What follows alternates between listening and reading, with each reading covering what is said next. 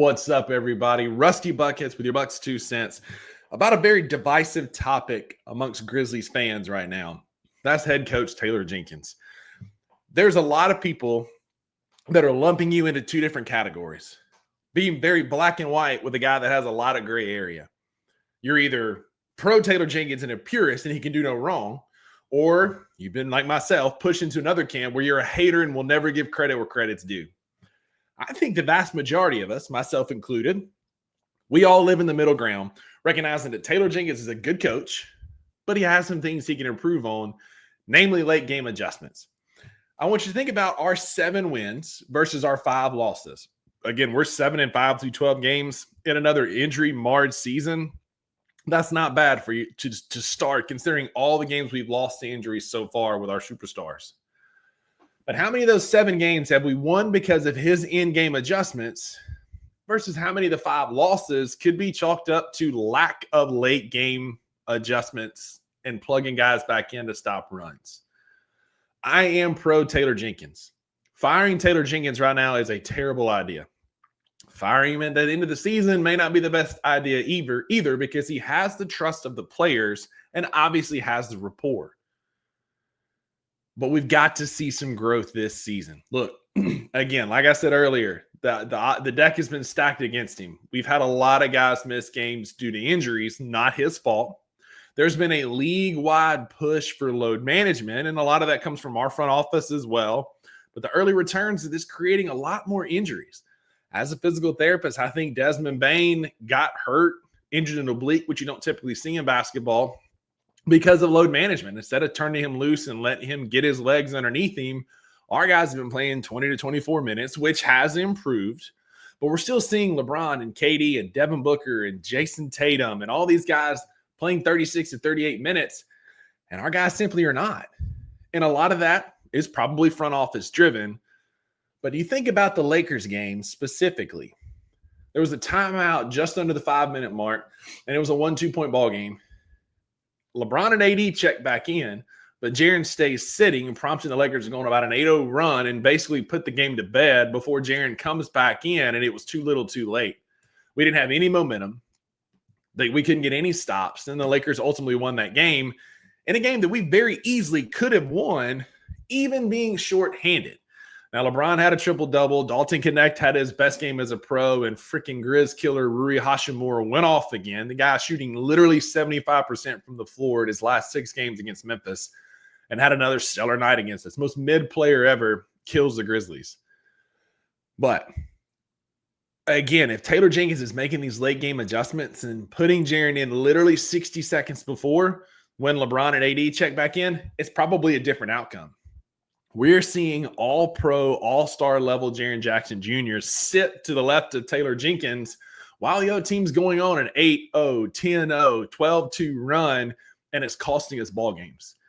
Remember, last year the Western Conference came down to a 3-way tie at the end of the season. These games are going to start to matter as we progress on.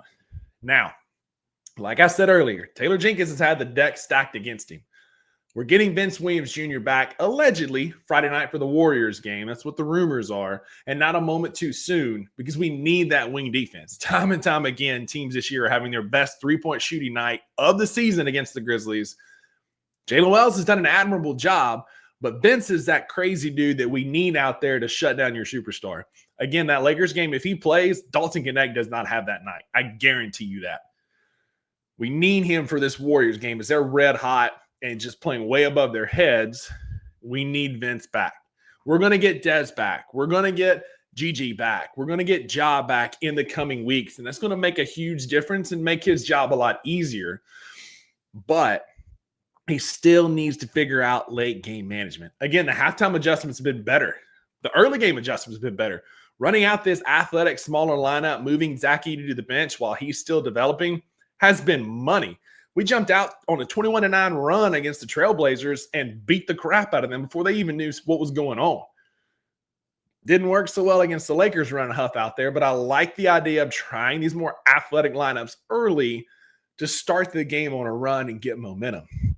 But what I need to see is in these late close games, and he's struggled with this his entire career, is we need to see those adjustments when it matters in the final 5-6 minutes of the game putting them back in instead of waiting for another minute or two to see what happens.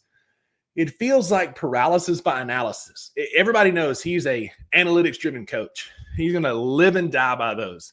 And it feels like he's staring at his laminated sheet too much and not the game in front of him. And he's missing those feel moments that make you a great NBA head coach of when to plug a guy back in there, when to call a timeout or make an adjustment is being missed for load management and analytics.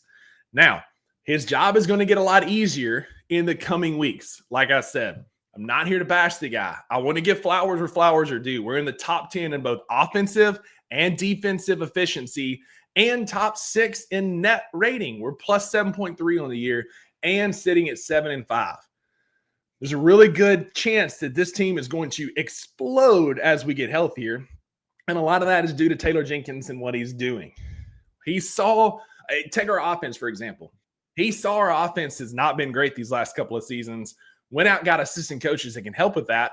And we're in the top 5 in most offensive categories. We're a much better offensive team. Brighter days are coming. Greener pastures are on the way. But again, I just need to see some adjustments from Taylor Jenkins. Doesn't mean I'm a hater. Doesn't mean I don't think he can be the guy that takes us to the promised land. I think there is potential for that, but there is still some growth that needs to be seen. I appreciate what he's been doing over the last couple of years. Done a bang-up job with all the injuries we've had, all the guys missing time. TJ is doing better than what most would do, but we're still struggling with a few things. Now, over the last 3 seasons, January is the month where we turn it around. I feel like that's going to be the case again because what's going to happen in January? We should have all of our rotation players back. We're going to be getting less minutes from Jake Laravia, John Conchar, Santi Aldama, and more minutes from actual NBA players. And I think TJ is going to have a great January again. We just need to take some steps to get there. We're having too many minutes right now where our bench players are playing their starters. A lot of that by necessity, some of that by design, and I need to see that change late in the game. Love the guy, love what TJ's doing. I just need some growth. Let me know in the comments, where are you at? Are you team fire Taylor Jenkins? He's got to go. He'll never get us there. Or are you like most of us in the middle that think he's a really good NBA coach but has some growth to happen? Let me know in the comments, and we'll see y'all Friday night for the Warriors game.